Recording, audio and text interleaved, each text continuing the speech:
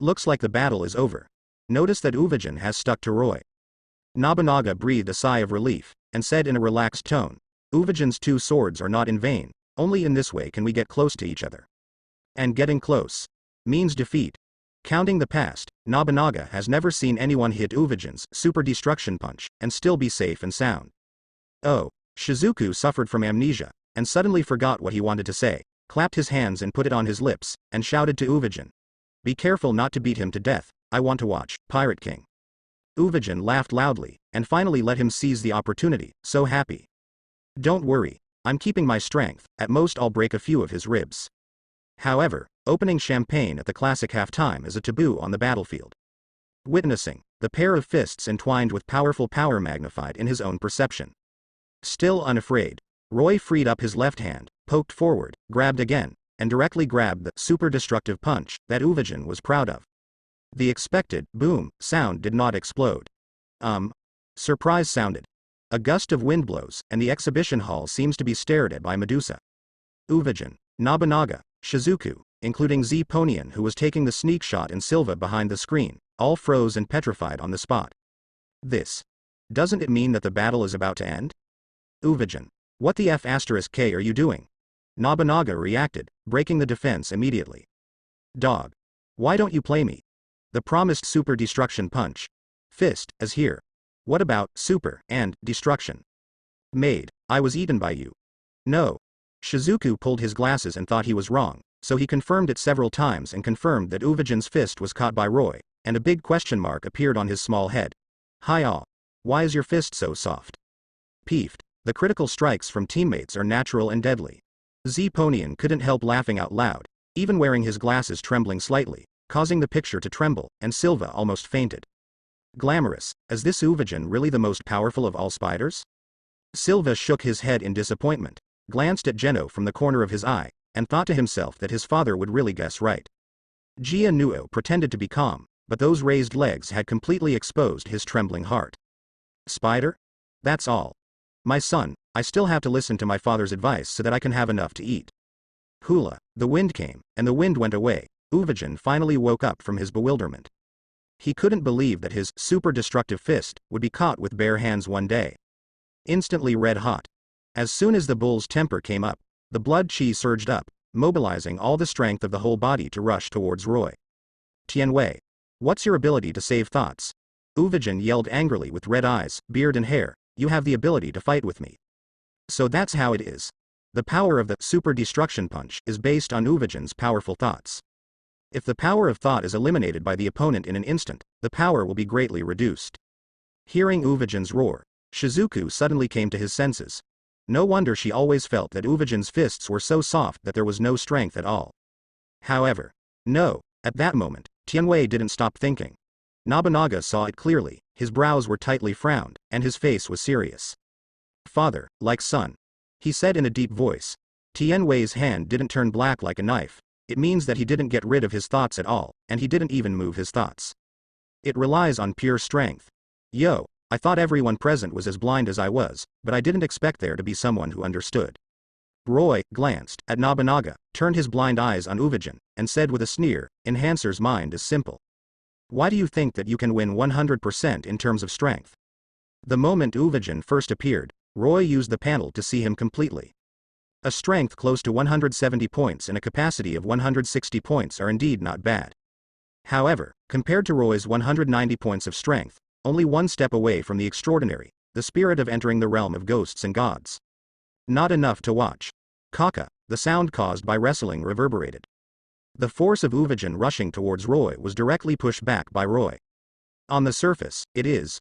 Uvijin's fist was held straight by Roy and slowly pressed down, even his body began to sink. Boom. Because the floor couldn't bear the force, with Uvijin and Roy as the center, it spread to the surroundings in a spider web. Uvijin's blood was surging, his veins were bursting out, and he growled unwillingly, "Get up." But the body betrayed him, and the calf began to tremble uncontrollably. Together with the 2 knife wounds that he temporarily suppressed with his thoughts, they collapsed. For a while, blood sprayed and wet the ground. Oh, it's a blessing not to see things. I've never been so thankful that I'm blind as I am today. Because it's so cool not to have to see you crap. So, get on your knees. Roy suddenly exerted force, but heard a click. Uvajan's wrist snapped. It was broken by him abruptly. Well, Uvajan grunted as the pain mask was forced onto his face. Because the arm was out of touch with the wrist, it bent into a 7 shape strangely. The thick white bones came out directly, shocking. Let him go. Juhei, draw your sword and chop. Suddenly, a silver line crossed the sky, which was the illusion caused by the blade's light flashing past the naked eye. Nobunaga finally couldn't hold back and moved. The hem of his Japanese-style bathrobe fluttered, and as his figure flashed, there was a gust of wind. In the blink of an eye, he got behind Roy and wiped his neck with a knife. On weekdays, he yelled one dog at a time, but he never held back his hand when he drew the knife. The moment Roy moved Nobunaga, he had already locked on her, or rather.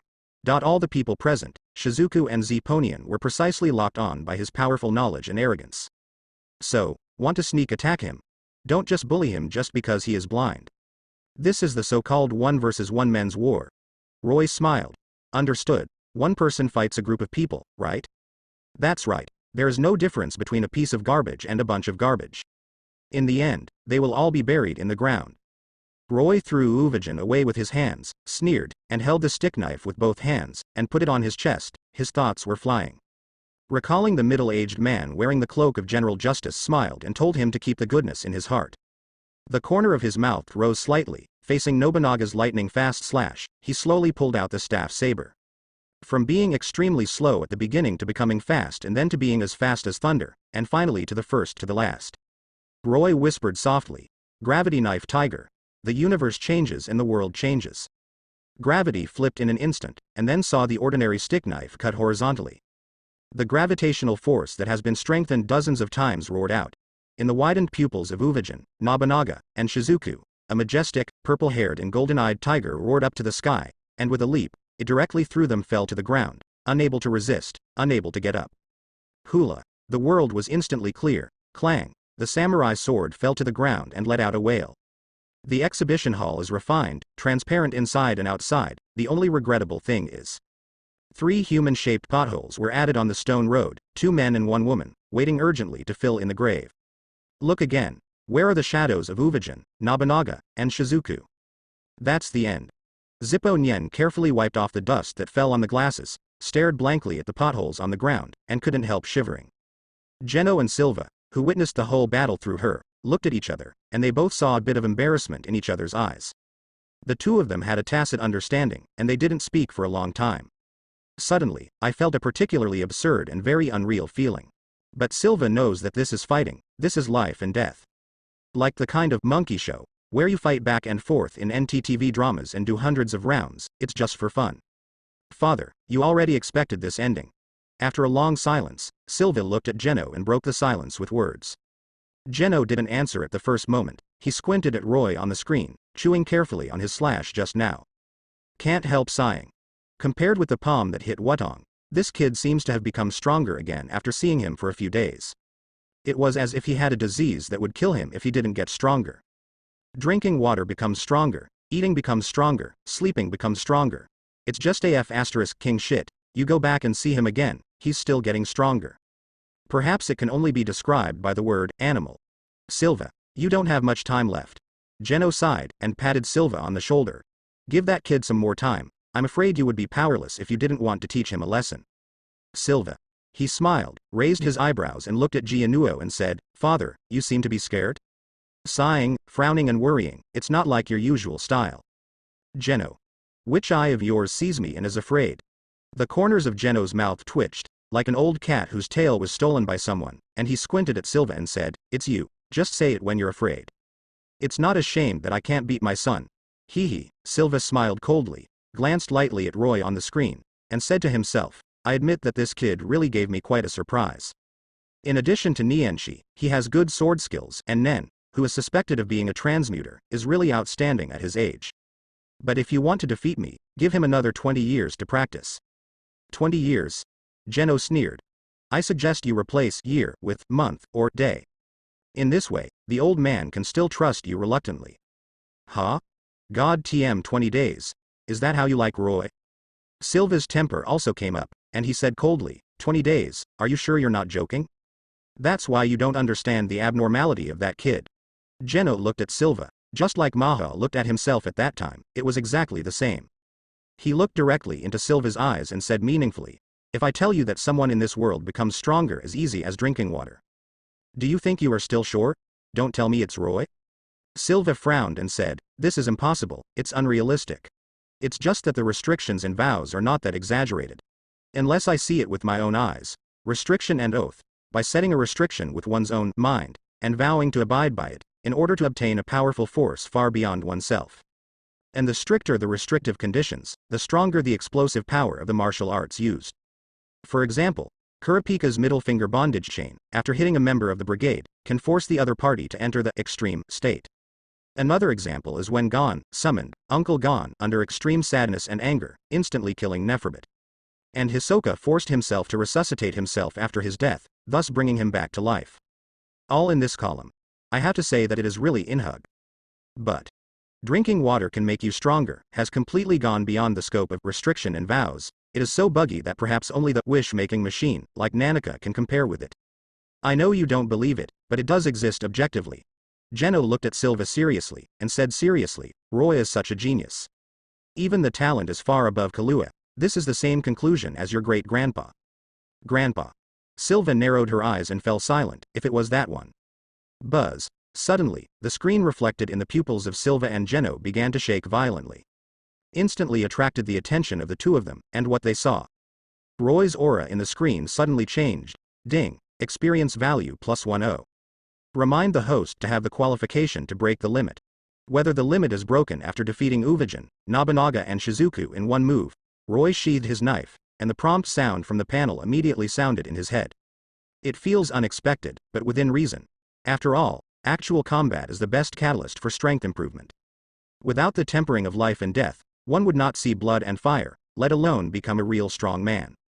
Roy had thought about it long before the fight, and this time he would definitely gain another wave of experience points. But I didn't expect that there would be so many, and even the insights were recorded on the panel, which met the conditions for opening the realm of ghosts and gods. Think about it, even something like Mani can provide a little experience. In comparison, Uvijin, Nobunaga, and Shizuku add up to 10 points, which is not enough. Roy murmured softly, his heart pounded, plop, patong, and he couldn't control his excitement. Only by becoming a saint can one attain the realm of ghosts and gods. He has been looking forward to this day for a long time, and every day feels like a year, and finally. Still let him wait. Add some. After calming down, he spoke calmly. The panel received Roy's instructions, and there was an immediate change. Name. Roy Zoldyck. Bone age, 17. Physique. 110. Normal person 10. Speed, 120. Normal person 10. Power. 190. Normal person 10. Air volume, 199. Right pointing arrow 201. Normal person 10. Template character. Fujitora smiles. Current unlock progress, 40%. Experience value. 10. Right pointing arrow 0. Obtain the title, King's Foundation, and start to awaken the domineering look. 10. 0.9. 0.8. 0.7. Overlord look domineering. Roy's eyebrows frowned, and he clenched the stick knife in his hand.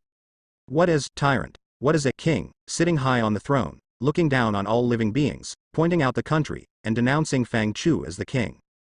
The strength can carry the tripod, the gods change the way, the sword points to the sky, daring to make the sky stained with blood as a hegemony. Domineering and domineering is different from reading, and also different from knowledge, armed. More attention is paid to spirit, will, and soul. It is a real, characteristic talent that is born with it, and if you don't have it, you can't have it. No matter how hard you work, you can't have it. Good thing. Roy's eyes flashed. I never thought that after crossing the threshold of commonness, the chi would awaken to be domineering and domineering. Based on this inference, what will happen if the power breaks the limit? Speed and physique break the limit, what will happen? How strong will he be when all attributes are broken? Can you compete with Maha, Netero, or even the Ant King without losing the upper hand? Roy's heart was full of excitement, and he was looking forward to it. Even though the pair of blind eyes destroyed his vision and immersed him in darkness all year round, the heart that yearned for strength and light never stopped beating. 10. 0.9. 0.8. 0.7. 0.6. 0.5. 0.4. 0.3. 0.2. 0.1. Overlord color domineering has been adapted. Remind the host to awaken successfully. Dang, it seems that there is a Hongzong Dalu ringing. The moment the panel beep ends, Roy felt a trembling from the depths of Jin and soul. It was as if some shackles were broken, and the scourge in his body could no longer be imprisoned. Roaring, it came out of his countless pores, baring its teeth and claws. Boom. The deep purple airwave engulfed Thunder with Roy as the center, and swept out in an instant. The surrounding green plants wailed, and they were all blown up and down and shivering. Zipo Nian was the closest to Roy, and was the first to be hit, and was directly overturned to the ground. After struggling to stabilize his figure, he looked at Roy in horror. Just like when he was young and just joined Zoldyck's house, he accidentally bumped into the big master Maha Zoldyck and got angry. Feeling that the heart was directly pinched by fear, Patong kept beating, and instinctively put on a defensive posture. Master, as this. Do you want to follow the elder master? No. He is trying to surpass the Grand Master. How old is Mahathir? How old is he? A teenager can burst out with such terrifying aura. The next head of the Zoldyck family should be replaced by him. The 6 sons of the Zoldyck family, Ilmi, Roy, Miji, Kahlua, Kaludo, Yalugia, and Zipo Nian are the most optimistic and favorite Kahlua, not only because his hair color has inherited Silva. More importantly, his talent is indeed the strongest among these few children. But today, Zipo Nian knew that he was very wrong. Compared with Roy, Kahlua is still too young. Zipo Nian took a deep breath, fine-tuned his glasses calmly, and the image transmitted to Silva's bedroom stopped shaking and returned to normal. It's a pity. The picture is normal, but the people in the room are not normal. The corners of Jianuo's eyes twitched violently, and he cursed bitterly, bastard. He stared straight at the airwaves that were faintly developing towards a tornado around Roy. He was so familiar. This is the result of a qualitative change in Qi Quan, breaking through the limits of the human body. In other words, big crisis. It's still a big crisis of burning buttocks. The brat is about to catch up with him. At that time, it will not be Roy who wants to see his face, but him, Geno Zoldyck, who will see Roy's face. Although Roy never gave him face from the beginning to the end. God. Silva, there is less time left for you. Cherish this last chance. Fight as soon as you need to. You really won't have a chance in a few days. Geno speaks earnestly. Silva is so familiar with this, it must have been 3 times. TM's ears are calloused. He looked suspiciously at his father, who was also his partner, and it was hard not to suspect that the old man had ulterior motives.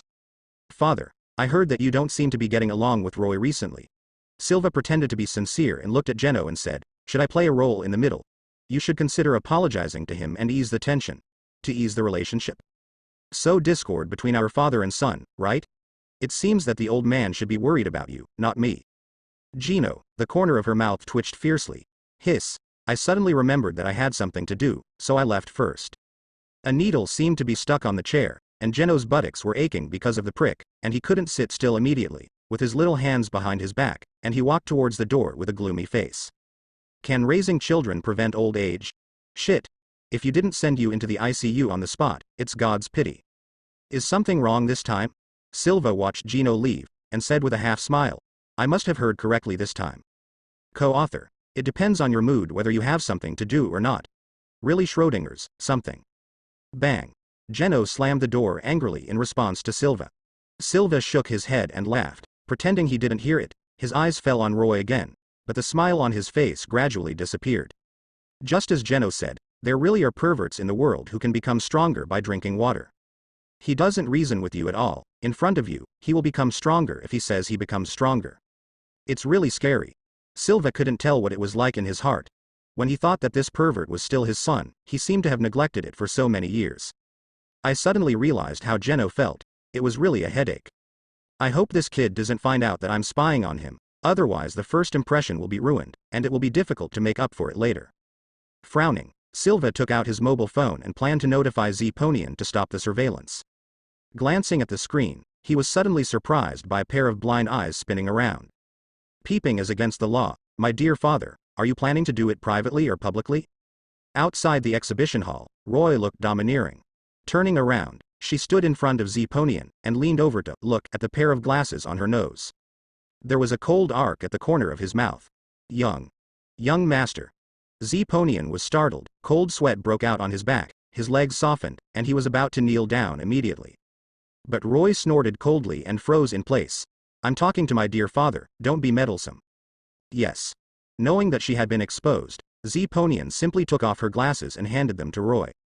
The glasses flickered with a weak electronic arc, which was not detectable by the naked eye, but for Roy, a blind man who never used glasses to see people, it was undoubtedly too low level.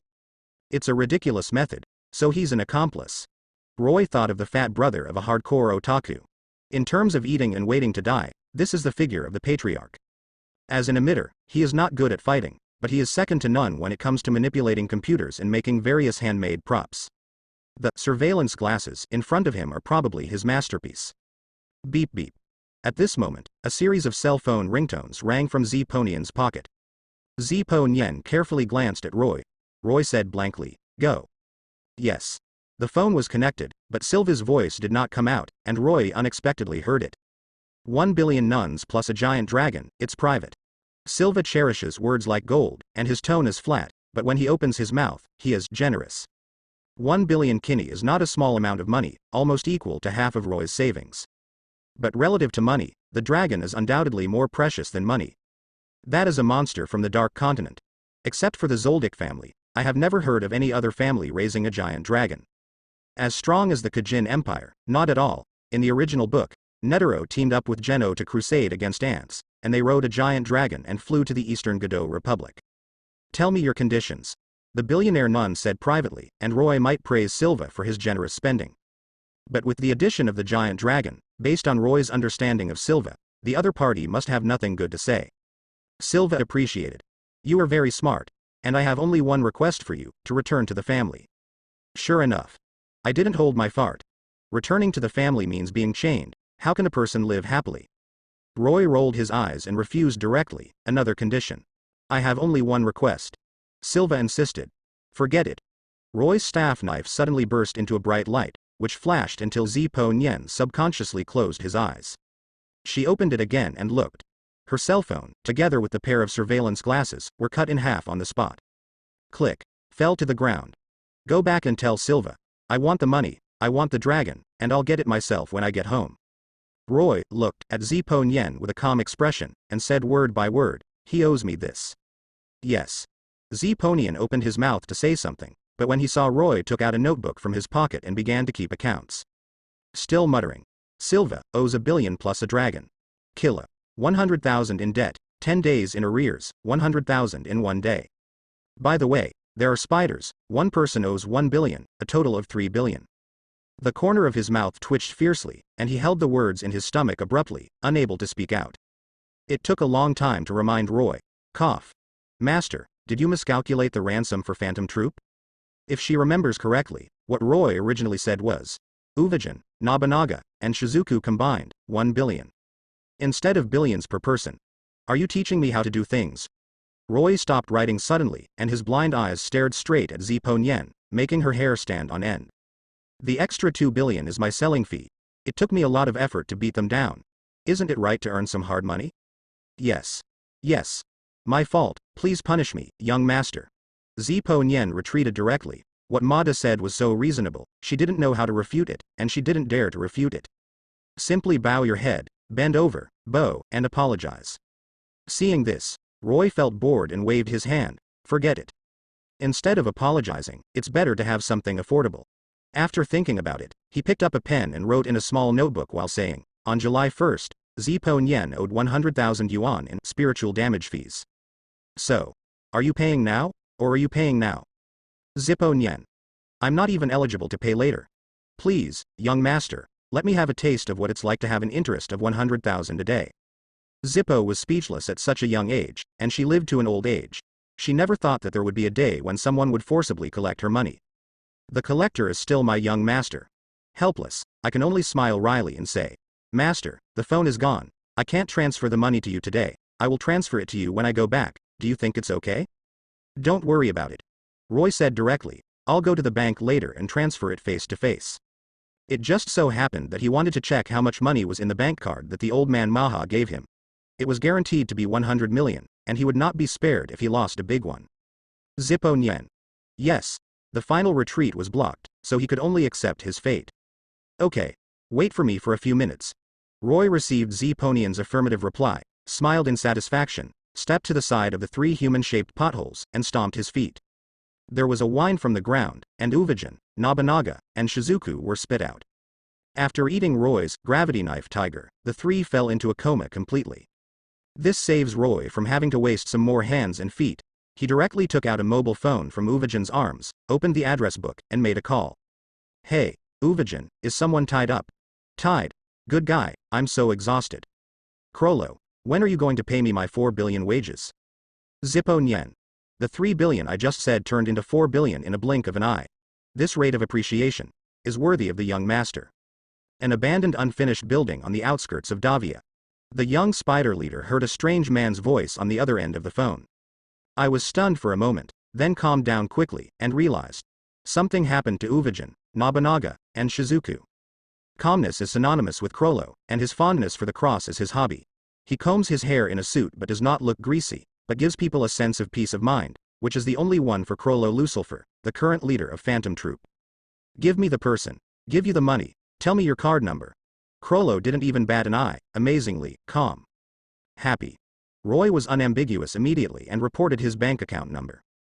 Like a magic trick, Crollo found a Bible out of nowhere, opened the title page, and gave Roy revenge under the phrase, God spreads all over the world because of your faith, and will also send God's punishment because of your sins. Write down the bank account number issued.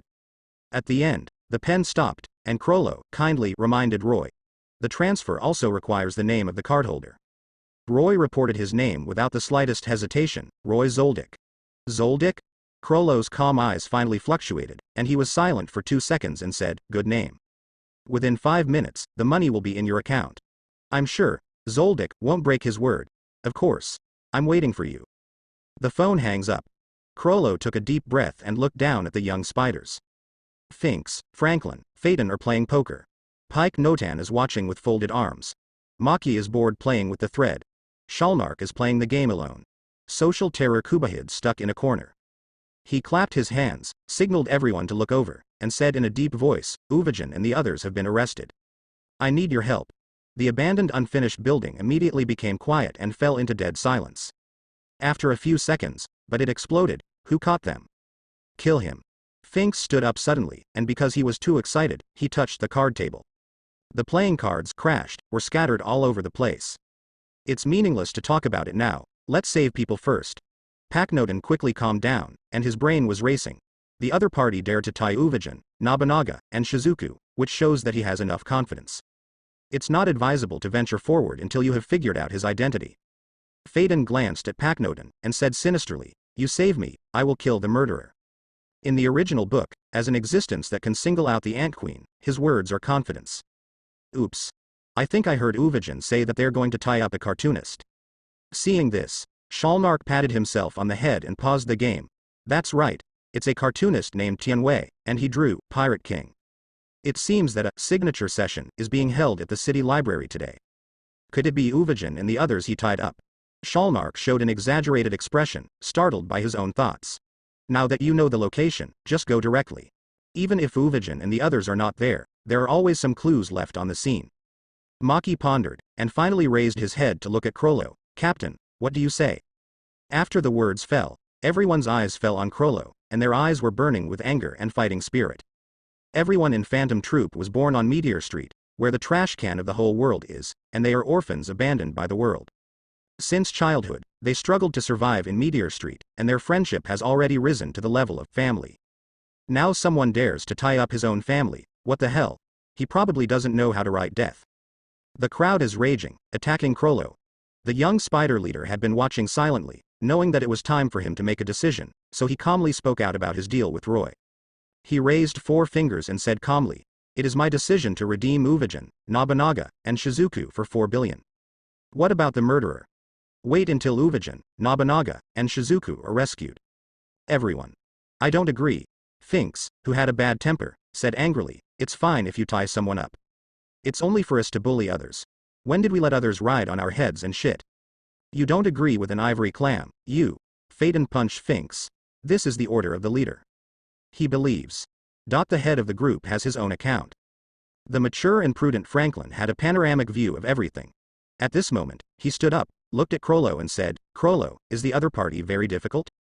Otherwise Crollo won't be throwing rats. Yes. In Franklin's view, Crollo is throwing rats. He is the oldest, well-informed, seemingly rough, but actually has a particularly delicate mind and the most sensitive. Therefore, no one knows better than him that Crollo is actually a person who cares about feelings. In the original book, after Uvajan's death, in order to pay homage to him, he directly bloodbathed all the gangsters in Yukishin City, and even hired Zoldyck's family to kill 10 old men, which is evident. Yes. Crollo glanced at Franklin, Phaeton, and the little spiders one by one, and said without any concealment. The other party is really tricky, even. In my opinion, he will be the greatest opponent we have encountered so far. The abandoned unfinished building fell into dead silence again. Drip. Your account with the end number 7086 has transferred a sum of 4 billion Chin in cash. Please check. 5 minutes later, Roy received the transfer, and it seemed that the other party had made a decision. 4 billion renunciations are a lot. As expected of a spider, it has 8 legs and moves fast. Compared with a certain white-haired and stinky younger brother, who only owed 100,000, he ran out to hide from the debt. Kahlua is worse than a mouse, Roy said, heartbroken. Zippo Nyen. I couldn't help but bowed my head and began to mourn for Kahlua. With an interest of 100,000 a day, one can imagine how angry Master Kahlua will be when he finds out. But I can't beat it again, it's really miserable. And Master, he also owes 1 billion. When the young master returns home, he will not be the young master's opponent. Zeponian was taken aback by his sudden thought, and vaguely seemed to see that the sky at Zoldyck's house was overcast and cloudy, and it was about to change. Zeponian. Zeponian. What are you doing in a daze? Call a car, and throw these 3 guys to the suburbs. Here comes the young master. After recovering from his daze, Zeponian hailed a taxi. At this time, there was such a big commotion in the city library, and the outside world quickly responded. The siren of Biwu, Biwu, could be faintly heard, and the citizens with good intentions began to gather around. Zeponian obeyed Roy's order and picked up a taxi driver and came back a minute later. 3,000 yuan, no need to look for it. Without giving the driver a chance to refuse, Zeponian dragged Uvajan, Nobunaga, and Shizuku into the taxi directly. Wait. Roy stopped Zeponian, stepped to the taxi, lit up his fist, and punched Uvajan, Nobunaga, and Shizuku again. He took out 1,000 yuan from the trembling taxi driver and put it in his pocket. Prodigal stuff. Are you rich? Roy gave Zeponian a stare. It cost 3,000 yuan, don't forget that you are in debt now, hey. Oh. Oh my god, it's too scary, he must be the murderer. The taxi driver was terrified, kicked the accelerator, ran fast, and disappeared in the blink of an eye. Roy witnessed the taxi leaving, holding Uvajan's mobile phone in his hand. Seeing this, he made a call. The outskirts of the city, to the west, find it yourself. As he said that, he didn't give the other party a chance to speak at all, he hung up the arc directly, and threw the phone to Zeponian. Find a place to dispose of the phone, and remember to give me the money from the sale. Zeponian picked up the phone, and said with a faint worry, Master, I still think those 3 people should be killed. Cut the grass without eradicating the roots, spring breeze blows and regenerates. Those people are not simple, and they will definitely not let the young master go. In order to avoid future troubles, why don't I go? Zeponian made a gesture of wiping his neck. Roy quietly looked at her, and simply ignored her words. Zeponian stopped talking, and Roy sighed and said, Zeponian. Do you know why you are the housekeeper and I am the young master? Zeponian lowered her head. I'm sorry, young master, I'm talking too much. Because of the pattern. Roy walked up to Zeponian, patted her on the shoulder and said, What you see is danger, what I see is leaks. The rats in the gutter can't be killed. If you kill a group, it won't be long before another group emerges. But leaks are different. After you cut a crop, there is still another crop. The key is to be able to eat it. So, it's called sustainable development. God TM sustainable development, young master, you are just greedy for other people's bounty. Zeponian finally understood, the young master, he has lost money. You are going to let him go and catch him again in exchange for ransom, right? What do you mean? Am I that kind of person? Roy shook his head with a stick knife and sighed. If you are not in charge of the family, you don't know how expensive it is, who knows the suffering of a blind man. It was so pitiful, Roy couldn't help hugging himself tightly, and walked slowly into the exhibition hall. The rest, Zeponian, was tossed in the wind for a while before he recovered and hurriedly followed. Hey, Miss Nanako, wake up, someone is going to F***ku. Where did the hooligan come from? Give me a spray of anti-wolf spray. Nanako was startled, jumped up from the ground, bumped into Roy's blind eyes head-on, and breathed a sigh of relief. What? So it's Teacher Tiano. It's great that you're fine. Nanako looked around, and there were people in the exhibition hall who had woken up one after another. Those members of the Metropolitan Police Department's action team are physically stronger than ordinary people, and now they have begun to control the scene. It's just a pity that the signing session will be ruined after this incident. SMI Marseille. Feeling a bit disappointed, Nanako cheered up and apologized to Roy. This signing session surprised Mr. Tiano. I will edit the report, and I won't do it in the future. No? Why not? If not, how can I make money in the future? Roy looked at Nanako with a serious expression and said, Mr. Gao Chao, this is your fault. Why not? I think not only must be done, it must also be done in a big way. It's better to attract all the spiders. The money will come again. Ah? Nanako was a little confused, then the safety of Teacher Tianwei. I believe that with your company's capabilities, it shouldn't be difficult to hire some bodyguards. Roy laughed and said, this is Davia. Remind you, the world's #1 assassin family is also here. Yes, why didn't I think of it? Nanako's eyes lit up. Dao Sensei, do you mean that our agency hires the Zoldyck family as your bodyguards? Bingo, Miss Nanako is too smart. Roy looked at Nanako appreciatively. It happens that I have the contact information of Zoldyck's family. After your agency decides, just call this contact number directly. As expected of Mr. Dao, the network is really wide. Nanako looked at Roy with admiration and said, thank you, Teacher Tianwei, you have been of great help. It's not hard. Roy waved his hand with a smile. You hired me to protect myself. Your company really. I cry to death. Zeponian stood behind Roy and looked at Nanako sympathetically. She didn't even know that the silly girl was prostituted for nothing. I really want to see how wonderful her expression will be when she finds out that the so-called bodyguard is the young master himself. It's a pity that I can't see it, Zeponian sighed silently, knowing that as a spy, she has been excluded from the credit list by Roy. Okay, deal. I'm waiting for good news from your company. Finalize the bodyguard matters with Takahashi Nanako, as well as the time for the next signing session. After exchanging pleasantries with her, Roy said goodbye briefly. Can't wait to bring Zeponian to a bank. The front foot went in with a nervous mood, and the back foot Roy almost didn't smile. In addition to the 100,000 yuan that Zeponian transferred to him face to face, the bank card that Maha gave him had a full 100 billion yuan deposited in it. Roy's blindness was almost cured on the spot. Damn, he is really rich, Roy was shocked. As soon as my brain became hot, a bold idea suddenly came up, snatch Maha. But as soon as this idea was born, Roy regained his senses and forced it down. The little old man is not a simple person, if you want to rob him. In Geno's words, there is no day for Netero's strength, just go and deliver food. I still need to continue to become stronger. Reading thousands of books and traveling thousands of miles is just the first step. Roy restrained his excitement, and after he calmed down, he began to worry about it. After leaving the bank, he said directly to Zeponian, go back, you don't have to follow me from now on. Sure enough, reputation is like a piece of paper, which can be broken as soon as you poke it. Even though Zeponian had made mental preparations in advance, she was still a little depressed, and said respectfully, yes. Roy nodded, unwilling to say any more. Forgiving Zeponian with 100,000 yuan is already Roy's greatest kindness to her Zeponian. So be it.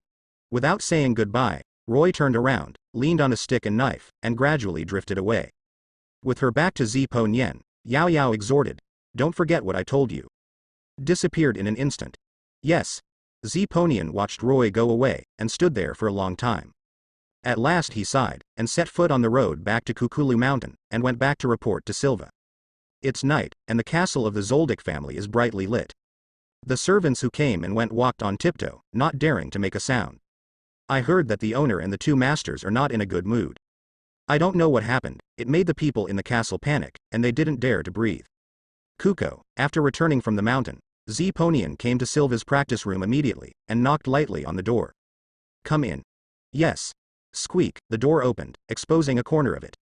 The middle-aged man with white hair like a waterfall is wrapped around a chain made of special materials that weighs 10 tons. His legs are split into a split horse, and he is erected on 2 stone piers. He is exercising his skills. 30 years of constant practice, he has forged a powerful body with full muscles and distinct layers, which is harder than steel. It's not enhancer, it's better than enhancer. I'm afraid Uvijin would feel ashamed if he saw it. It can only be said that it is worthy of hunting the former number 8 of Phantom Troop, and can beat the leader of the Chimeric Antmaster to death with a punch from the sky. Patriarch, Master Roy asked me to tell you. I want money, and I want dragons too. When he comes home, he will take it from you himself. Zoldyck said exactly what Roy said. Silva squinted his eyes and smiled. The smile was obviously not big, but it was passed into Zoldyck's ears, but it made her spine shudder, and her hair stood on end. Did he tell you when he'd be back? Number. Where did you go? The young master didn't say anything. Zoldyck glanced at Silva cautiously. Do you need me to call and ask the young master? He will answer you when you call. Silva sneered. No need. I know where he is. Where? Silva faintly spit out 3 words, Whale Island. Whale Island. It got its name because the shape of the island resembles a whale. The island is full of tourists and business is booming.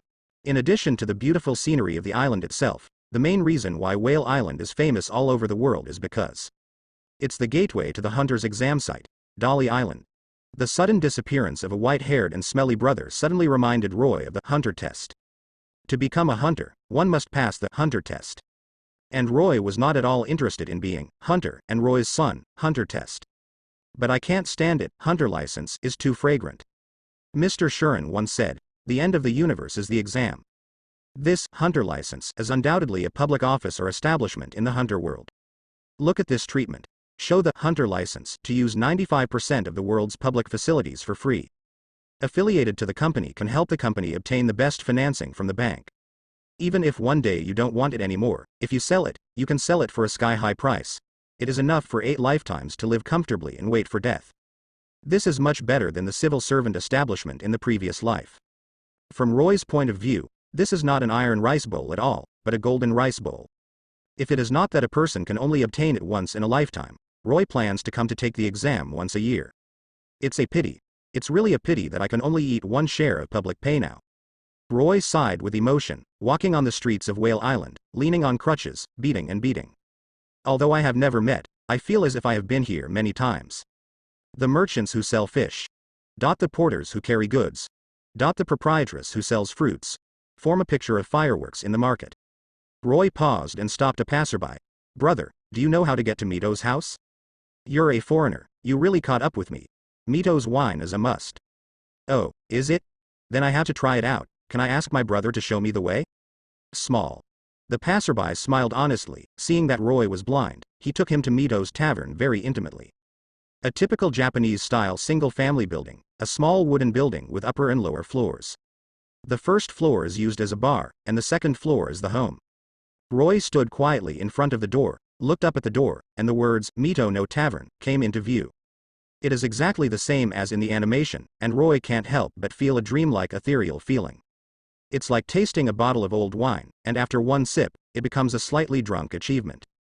Coo, the door opened with a squeak, and a beautiful female voice came from inside. Ira blind Imasai. Mito came out from behind the door with short brown-red hair. Taking a closer look, there was a blind man standing at the door. He couldn't help being taken aback. Miss Boss, is there any food left?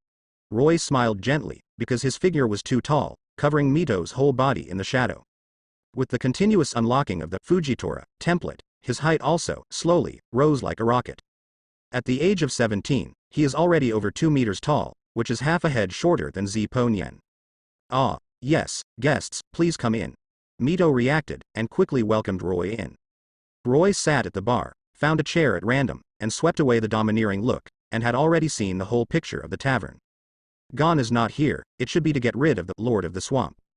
Kitchen Mito's mother is busy. It is a very warm family of 3, but it is a pity that we will be separated soon. Guest. What do you want to eat? This shop provides you with ramen, omurice, dumplings. Just omelette rice, put more ketchup, thank you boss. Roy clasped his hands together and nodded at Mito. Mito pulled back the hair that was hanging down to his ear, smiled back and bowed, swaying his figure, opened the kitchen curtain and walked into the back kitchen. Puff. The sound of firing came into Roy's ears far away. After a while, the steaming omelette rice was served, and Roy asked Mito to order a bottle of homemade fruit wine, and started to eat slowly. Grandma Mito's craftsmanship is not bad, and the home-brewed fruit wine is even more mellow. Of course, it would be better if no one bothered him to enjoy this lunch. Oh, I just want to eat a simple meal. Roy suddenly shook his head. Mito on the side looked stunned. Guest, is the food not to your liking? No. Roy smiled at Mito. As soon as the words were finished, The door was pushed open from the outside, and a man with a blue peaked cap, waist-length white long hair, a slender figure and sharp eyes walked in. The man was wearing a white t-shirt and black trousers, with a pair of brown leather shoes on his feet, holding a clown-like stick in his hand, and glanced at his eyes fixed on Roy, and he stretched out a hand, putting it on Roy's shoulder. "Brother, go out and talk." Roy ate his meal without looking back, and said with a half-smile, "I have 5 brothers." "I don't know, which one are you?" "Kate." Kate's pupils shrank, and someone called her by name.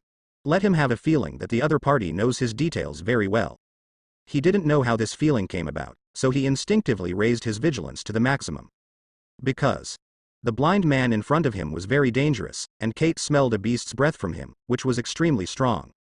That's why he came to check. After all, this is not another place, but Gon's home. Can't answer? A cold arc was drawn at the corner of Roy's mouth. He ate the last spoonful of omelette rice, wiped his mouth, and smiled at Mito. "Thank you for the hospitality. The account is on my brother, this." Even a fool could see something wrong with Mito. There is such a big difference in body shape and appearance that they are not brothers at first glance. She looked at Kate tentatively and said, "This gentleman." Without further ado, Kate took out 10,000 rings and patted it on the bar counter. He stared straight at Roy. "The money is paid for you, let's go." Roy pulled out the chair and stood up. "Miss Boss, my brother has not been very polite since he was a child, please forgive me." It's okay, go slowly, see you later." Roy picked up the stick knife resting beside his leg, beat it and walked out of the tavern. Kate tightened the clown's long stick in her hand, and followed closely behind him. When he arrived at a place where no one was around, the clown let out an exaggerated breath and scolded Kate angrily, "Are you trying to suffocate me? Why don't you let me talk every time you come back to this broken tavern?" "Shut up." "Why should I shut up, you nasty guy? Why do you order me?" "I just don't shut up, I'm mad at you, slightly." Talking clowns live up to their reputation. It seems that you didn't make good use of your ability when you made a move last time. Roy held a cane knife and looked at the bloody Kate who was scolded by the crazy clown. Even though he was known for his calmness towards the direction, black lines inevitably appeared on his forehead. "None of your business. Who are you?" The clown suddenly turned his head and blasted Roy. "A blind man, I don't know why Kate is so nervous about you. Is it nothing special for me to look at you?" Roy smiled. "Yeah. I'm just blind." "So?" The smile on Roy's face suddenly stopped, and the pair of blind eyes looked directly at Kate and said, "It means what you mean too." Kate squinted her eyes, obviously feeling the change of the other party's breath, and said in a deep voice, "You saw it too, I can't make him shut up." "Understood." Roy nodded approvingly. "In that case. Then let me help you. Arm, go." Roy stretched out a finger, called out a cloud of chi from the aura nodes, supplemented by arm domineering energy, wrapped the ball of energy, and flicked the clown with his fingers. A armed sex bomb suddenly took shape, blinking into the brow of the clown. The clown, who was still jumping on his front feet and scolding his mother, suddenly quacked, opened his mouth wide, and instantly languished. He was beaten back to his normal state directly, and even the 3 marked on his chest disappeared. "Kate." I was stunned for a moment. The ears are considered clean, but people are dumbfounded. He could feel that the clown he concretized was removed. And the only one who can do this is the exorcist. Ah, it's a great feeling that no one is making noise in your ears. Roy withdrew his fingers and stretched his waist. "Tell me, my good brother. What's the use of calling me out?" Kate came back to her senses, pressed the brim of her hat, looked at Roy solemnly and said, "Because you went to Mito's house. And I hope you stay away from Mito's house." "Huh?" Co-authored. Her family owns a tavern. If others can go, I can't. Roy is angry and funny. "Brother, you let me discriminate. You are different from others." Kate said in a deep voice, "You are the strongest here. It's too dangerous for Mito. Stop kidding yourself. Instead of worrying about Mito, let's worry about Gon." Roy really owes to this nanny who was secretly sent by Master to protect Gon. Impatiently said, "If this is your reason, then there is no need to talk about it. The legs are on my body. I can go wherever I like. You have no right to restrict my freedom, let alone qualifications." Then, does Kim Free World have it? Kate looked at Roy deeply. Mito Tavern is also Kim Free World's home. "I'm sure you won't hurt Mito's tavern, right? Threaten me? Did you ask Mito for his opinion on this?" If I remember correctly, Gon's custody was still won by Mito through a lawsuit. Roy sneered. "I don't care if he belongs to gold fullness, silver fullness, copper fullness, or iron fullness. If he dares to block my way, I will break his leg." That's all for now, farewell. Roy was too lazy to beep with him here, and walked straight past Kate. Kate turned her head and looked deeply at his leaving back. Stretched out a hand to rub his face. It seems to have messed up, am I too nervous? No. I have to come here, this person is really too dangerous. Step. Step. The footsteps gradually faded away. Kate watched Roy leave, watched him disappear little by little, just about to breathe a sigh of relief. Her body suddenly collapsed, and heard a familiar voice in the distance. Hey, Kate, haha, I caught a kingfish. You can go to the hunter test.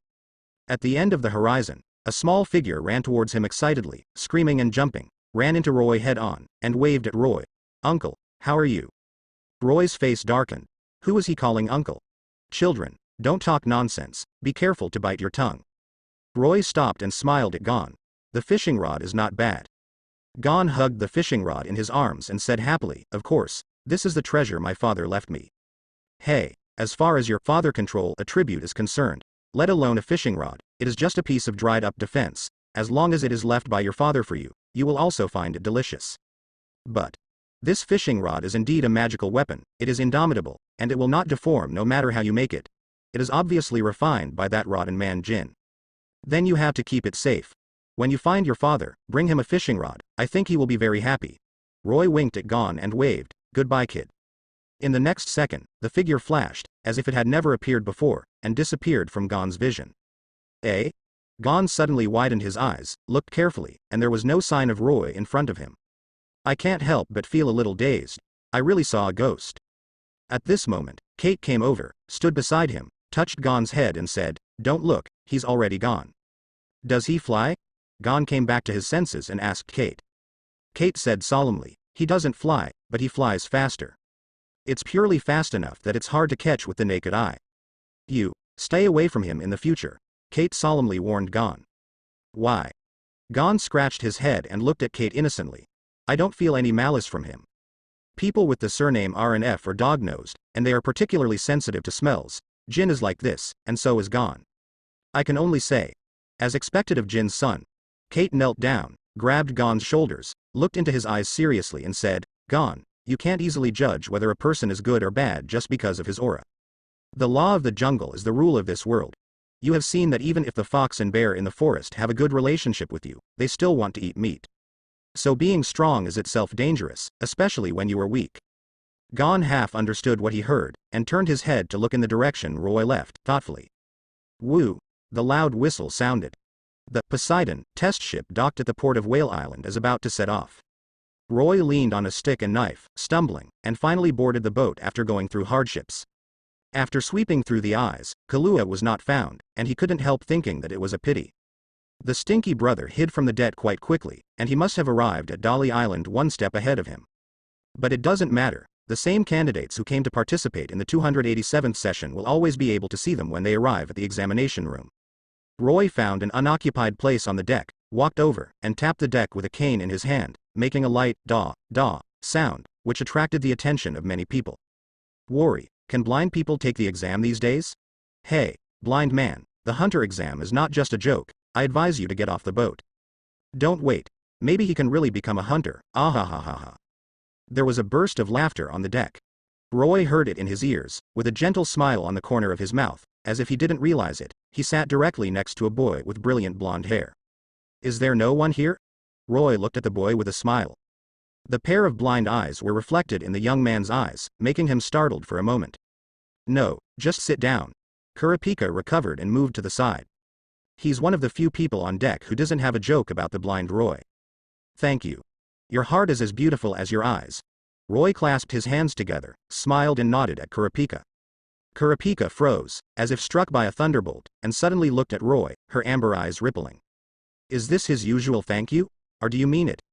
The word, eyes, grabbed Kurapika's heart instantly. As the only solitary seedling of the Kaluta tribe, revenge and finding the eyes of the tribe is the only motivation to keep Kurapika alive. He quietly stretched out a finger and waved it in front of Roy. Roy's pair of blind eyes spun erratically, they didn't follow his fingers at all, as if he really couldn't see him. Yoshi, the sea breeze is a bit noisy today. It's a great day for fishing. Roy sat cross-legged on the deck, ignoring Kurapika's outstretched fingers. Using a stick knife as a fishing rod, using chi as a line, leaning against the side of the boat, and flicking it. The chi line crossed the sky and fell straight into the sea. Thanks to Gon for catching the kingfish, Roy had an idea and found another good way to gain liver experience fishing. The essence of Nyen and arrogance is chi. Since Maki and Hisoka can make use of their thoughts, it makes no sense that Roy can't make use of their arrogance. In the world of pirates, the most important application of armed color domineering is in the form of attachment. For example, it can be attached to the body surface to form a set of armed color coat. Attachment to the sword fist can make your sword fist immune to the fruit's ability, increase attack strength, etc. That being the case, can't armed color domineering be manifested in other ways? For example, stretching it into a mind line like Maki, or playing around with your mind like Hisoka's flexible love, making that mind into the shape he wants. Adhering to this consideration, Roy tried it when he blocked Carter's materialized clown, imitating the bullet, and let the armed color domineering out of the body. He did not expect it to be a success. This undoubtedly adds a new direction for Roy to develop new moves. Biu was stretched into the shape of a fishing line, and the domineering armed color broke into the sea not long after, as if being washed away by the waves, and lost contact. Roy sighed regretfully, and was not discouraged. He pulled out another armed sex thread, and threw it into the sea. This time for 10 seconds. After that, 15 seconds, 20 seconds, 30 seconds, 1 minute. Roy kept swinging the rod and pumping the rod, tempering his armed domineering, and the time he maintained was getting longer and longer. Always stay focused, but his weird movements stunned everyone in the boat. Mom. Look here as a fool, good guy, it's fine if you don't have good eyesight, and your brain is not working well. Hey, blind man, what did you put that mantis chrysalis in? Don't tell me you're fishing. Haha, I don't even have a fishing line and hook. This guy is crazy because he wants to eat fish. The laughter is rampant. What the world lacks most is people who read jokes. It doesn't matter if you come up with a neuropathy, this journey will not be so boring. Gus, the sailor and first mate of the Poseidon, noticed Roy, curled his lips, and followed the captain's instructions and shouted, "Those who haven't boarded the ship, hurry up." The ship's whistle resounded through the sky. The Poseidon stowed the gangway, lowered the sails, made a hum, and started moving. Sack, 2 shouts suddenly exploded, helping Roy share some eyes. Under the surprised eyes of everyone, Gon brought Leorio, leaning on a fishing rod, and descended from the sky. Look at his movement of flicking the fishing line, comparing it to a blind man who wants to eat fish like crazy. Tisk, he is also a fisherman, the difference is not too obvious. Ouch, Leorio fell on his head and ate shit. Gon squatted neatly and stepped onto the deck handsomely. He took back the fishing line excitedly, his curiosity came up, and he looked around. There are so many candidates for the hunter test. A lot of them looked fierce. More terrifying than the foxes and bears he saw in the forest. For example, the man playing with a dagger with a sneer on his face, or the blonde boy sitting in the corner wearing ethnic costumes, and beside him. Eh? Gon exclaimed, "Uncle, why are you here? How? This boat belongs to your family.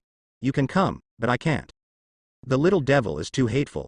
I'm only 5 years older than you, don't casually date your relatives." Roy didn't turn his head and ignored him at all. After practicing for a long time, he finally received the prompt from the panel.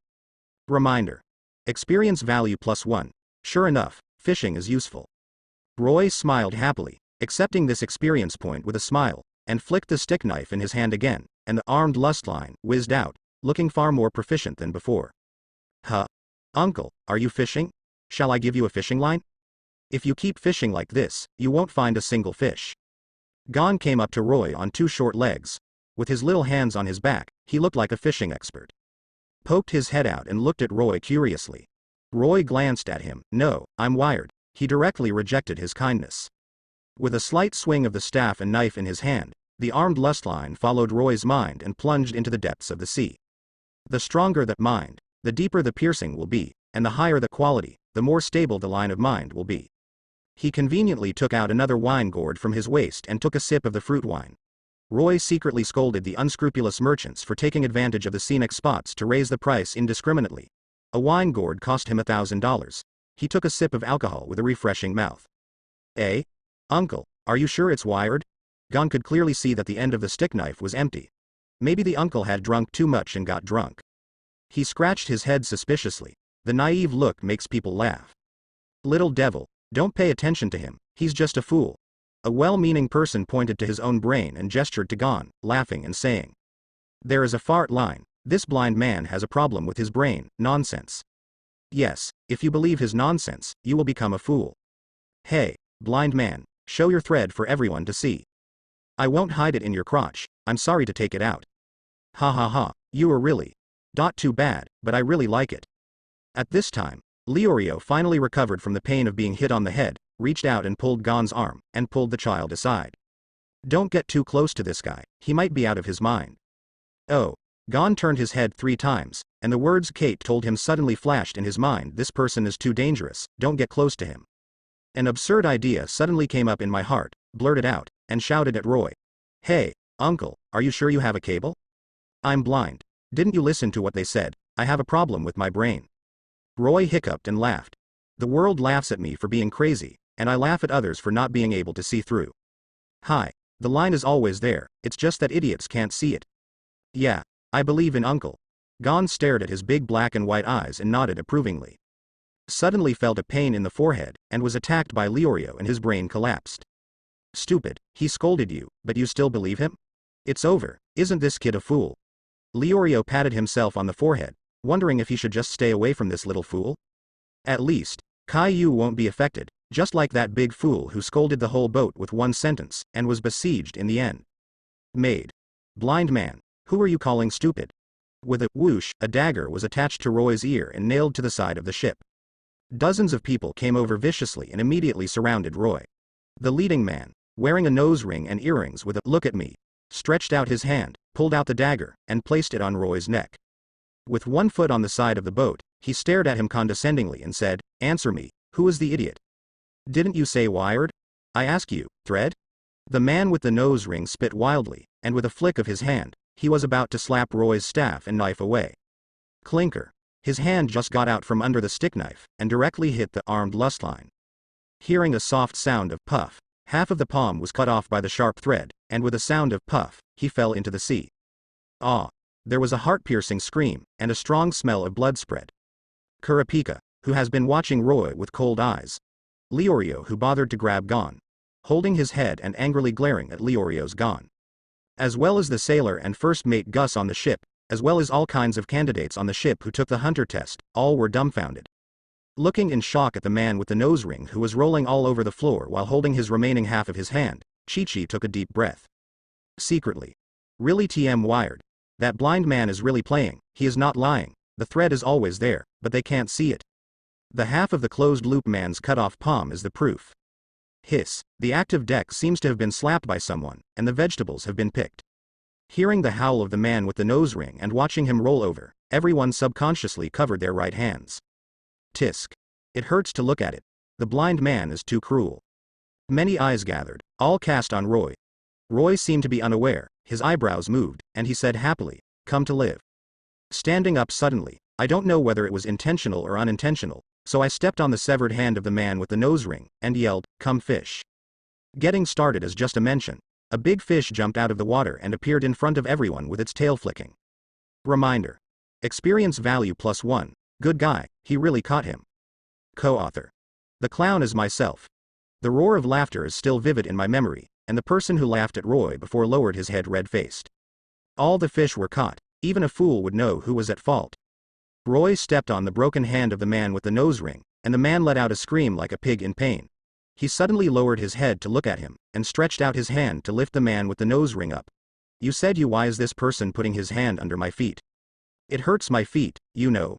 You *king. The man with the nose ring almost died of anger, vomiting blood. Obviously you stepped on me. What did you say? Roy pretended to be deaf, and said loudly, "You said you wanted to go down to find your severed arm. Okay. Let me help you." As he spoke, Roy didn't give the man with the nose ring a chance to speak, and threw him directly into the sea with a flick of his hand. Plop. The sound of entering the water sounded, and everyone trembled along with their bodies, as if rehearsed in advance, they all shivered. Goofy devil. This guy must have done it on purpose, right? Who the hell dares to say he's blind? He is clearly a deaf man pretending to be blind. It can't be repaired, I've missed it. Leorio blushed, lowered his head to meet Gon's resentful eyes, and turned his head away in embarrassment. HMPH. Gon rubbed the big bag on his head, ran to Roy's side, and said excitedly, "Uncle, you caught a flying fish. This kind of fish is very difficult to bait." "Is it difficult?"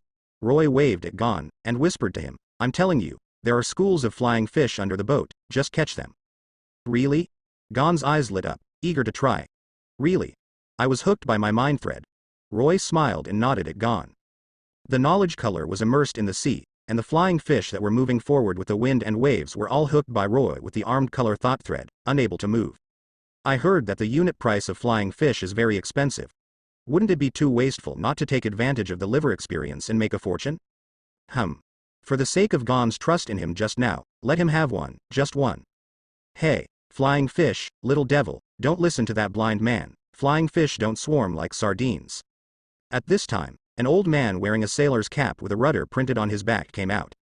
Behind him were several burly sailors with a pipe in their mouths. Whenever anyone saw him, they would consciously step back to the side, for fear of blocking his way. Captain. Gus jumped off the mast, automatically returned to his back, and stood still. The old man let out a hum, and exhaled a smoke ring. His sharp eyes swept across Leorio, Gon, and Kurapika one by one, and finally fixed on Roy. Unexpectedly the other party was blind. Looking at him deeply, he said, Boy, you know how to read. The so-called fishing line is probably your reading. He has good eyesight, and Roy is surprised that the old captain who doesn't even deserve a name in the original book can see that he used the pronunciation just now.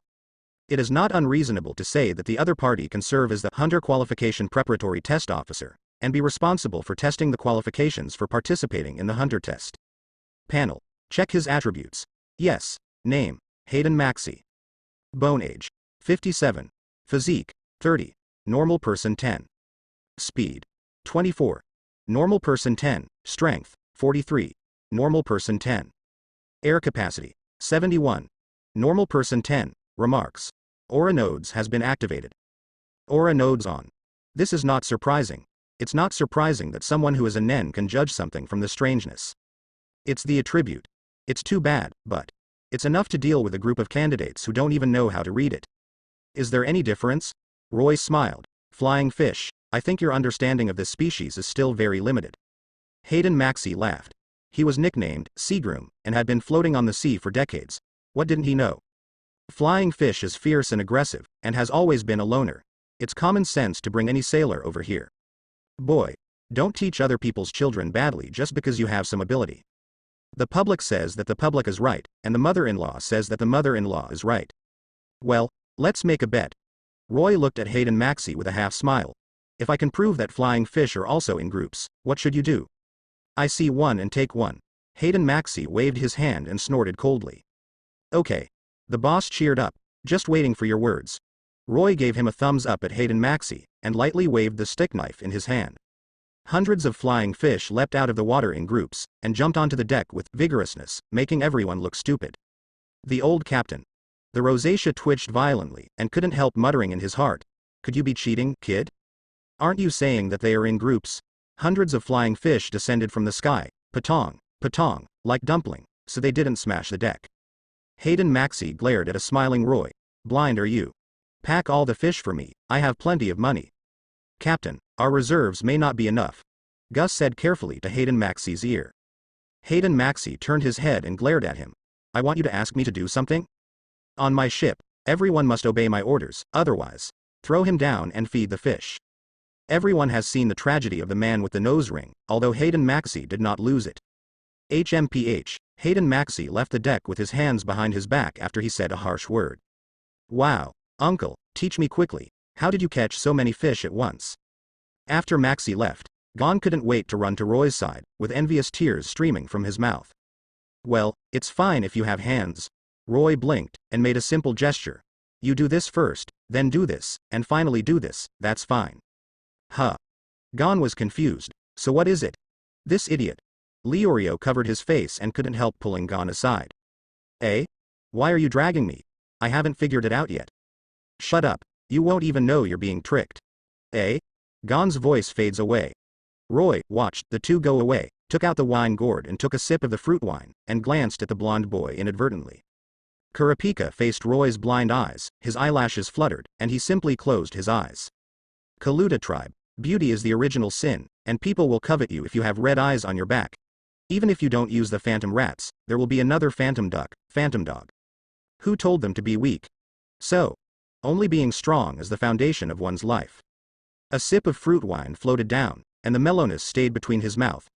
Roy pursed his lips, stopped looking at Kurapika, turned around and leaned against the side of the boat to continue fishing. After fishing for a few days, I still have enough experience points to save 10 experience points, and continue to unlock the template. Roy naturally wouldn't lose the chain at this last moment. Quack, croak.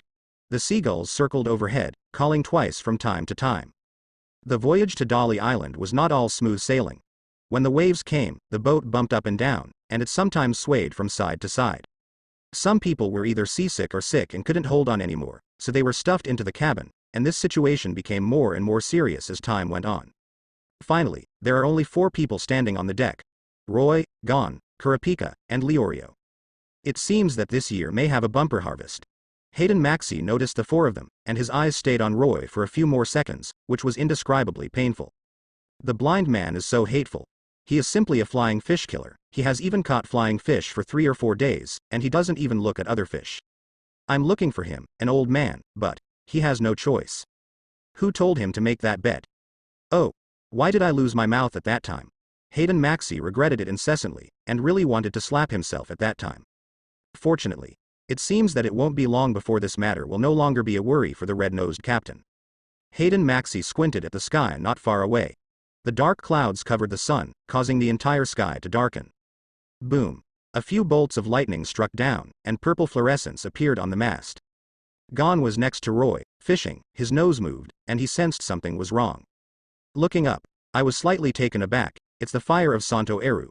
At this time, Hayden Maxey came out with a pipe in his mouth, and said with a solemn expression, "A luminous phenomenon produced by electrostatic electrons in the air or in a charged rain cloud affecting the electrons on the mainsail." On the side, Kurapika couldn't sit still anymore, stood up, squeezed into the crowd, looked at the purple fluorescence on the mast, and explained. I didn't say the second half of the sentence because I was not sure. This is a sign of the coming storm. Your explanation is really careful, thank you. Leorio pulled on his sunglasses and made a face at Kurapika. Kurapika frowned and said nothing. Hearing Hayden Maxey's hidden worry, he added, "A legend from ancient times says that anyone who sees the fire of Santo Eru will become a homeless person."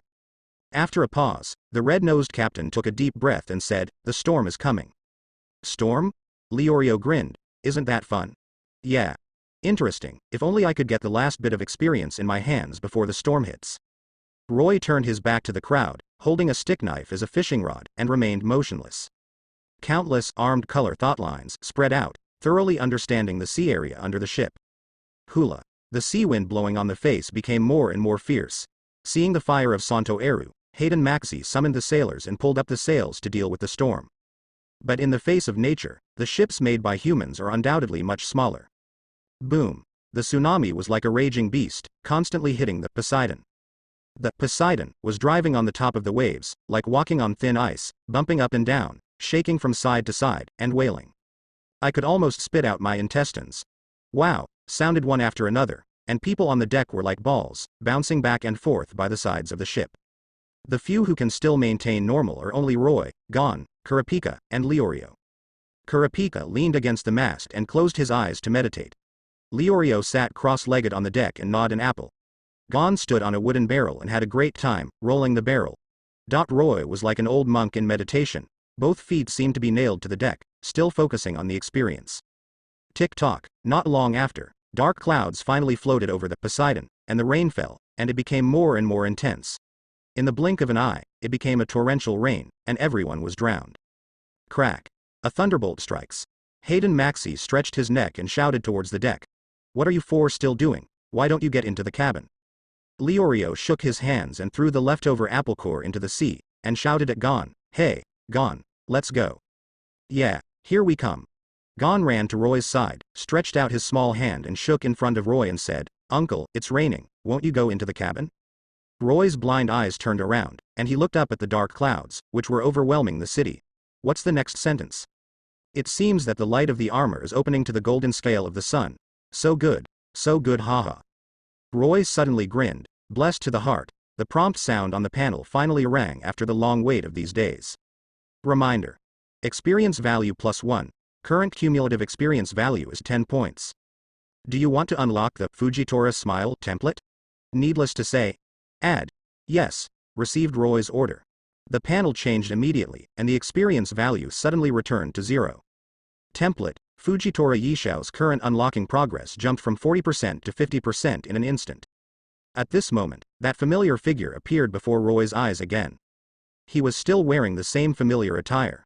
A purple kimono, a general's cloak with the word, justice, printed on it, clogs on his feet, and a staff knife in his hand. The only difference is that this time his closed eyes suddenly opened. The whole person seemed to come alive in an instant, stepped to Roy's side, stood side by side with him, watched the ferocious tsunami, dark clouds about to fall, and ships whining, and said with emotion, "Boy, the sea here doesn't seem to be calm." Ah. Roy was slightly taken aback, and smiled. "It's okay, anyway, the old man Dahai is angry, so we can just walk around if we can't eat." Haha, that's right. Fujitora leaned on the side of the boat, turned his head to look at Roy, as if he saw himself when he was young, and was quite nostalgic. The same blindness, the same youth, the same sea, different worlds, different personalities, different opportunities. He is not a copy of himself, but has his own shadow, the world. It is so mysterious. Fujitora couldn't tell what it was like, but when he came back to his senses, he stretched out a hand to try to catch a drop of rainwater. The rainwater went straight through his palm, and landed on the deck with a click, splashing out. There was a tiny splash of water. He was in a daze, and Roy was silent with him. After a while, he suddenly said, "Boy, what is your purpose of becoming stronger?" Fujitora looked at Roy with piercing eyes. "I poked my eyes. I don't want to see the ugliness of this world. What about you? What are you doing for?" "Me. Want to see things at first. Afterwards, do you not want to accept the mercy of your family and become a killer without emotion?" Number. It seems. I was not convinced from the very beginning. Why should I live my life according to other people's instructions? Whether in the past life or in this life. I listened to my parents when I was young, listened to my teacher at school, listened to my boss when I entered the society, listened to my wife when I became a family, listened to my son when I was middle-aged, and listened to death when I was old. Really, no one has ever asked me, what do I want? So, Mr. Fujitora, if you insist on asking me why, I can only tell you this: I want to live for myself. Roy opened his arms, let the rain slap on his face, faced the storm, and said calmly, I want this world without a single cloud to cover my eyes. I'll do it. I'll see. I'll conquer." Fujitora was stunned. The young man embraced the world without fear of wind and rain. So sassy. "I come. I see. Do I conquer?" He kept chewing on these words, his blind eyes flashed brighter and brighter. "That's right. Life is meaningless if you don't live for yourself." Fujitora looked at Roy disapprovingly, and said solemnly, "Boy, tell me your name." "The one who conquers the world shouldn't be an unknown person.